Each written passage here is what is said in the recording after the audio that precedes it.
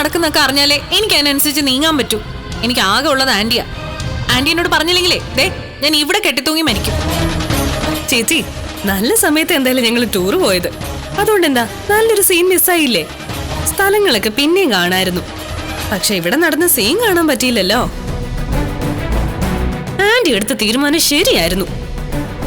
കള്ളം പറഞ്ഞ് കുടുംബത്തെ ചതിച്ച് ശ്രുതി ചേച്ചി പിടിച്ച് പുറത്താക്കിയില്ലേ? കാലക്കി.